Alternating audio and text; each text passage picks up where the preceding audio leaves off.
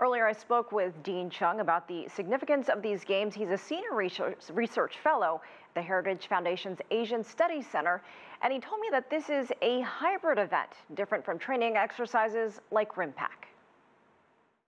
Well, this seems to be more of a combination of military Olympics, but also it is very clearly intended as an opportunity to basically put on a sales pitch.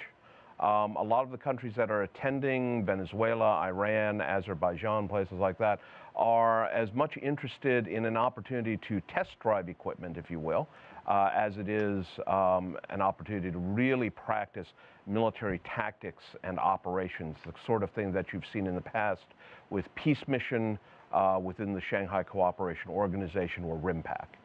And for China, this is an opportunity to showcase some of its military hardware.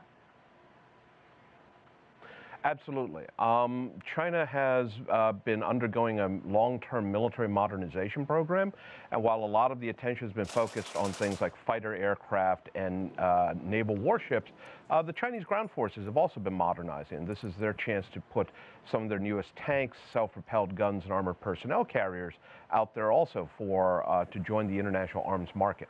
This is a Russia-organized event, and if you look at the various countries participating, you mentioned some of them, but China, Iran, Israel, Greece, just a few. Are there any geopolitical implications to consider? Well, the bulk of the countries that are participating are members of the Shanghai Cooperation Organization, which of course brings together Russia and China, as well as several Central Asian countries. The presence of Iran is always interesting. Iran, of course, is fairly antagonistic towards the West. As important is who is not present. The United States is not present. France and Germany, to the best of my knowledge, are not participating. They may have sent observers. Japan is not participating. Among the major arms selling countries, then, you're really looking at primarily Russia and China, and to a much lesser extent, Iran. So what do you think stands out about this year's games? What are some of the things that you'll be watching for?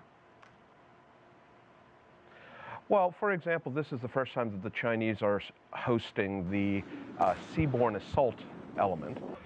Given the omnipresent tensions in the Taiwan Straits, this is obviously going to be something that a lot of people are going to pay attention to. What are the political overtones?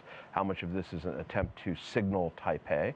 Another piece of this is going to be simply the kinds of equipment that is on display. Russia and China tend to be a little more on the secretive side when it comes to their military equipment, so a chance to see it in operation is going to be a rare opportunity, and I think a lot of people will be paying attention to all of that. Dean Cheng, always great to have you with us. Thanks for joining us. Thank you for having me.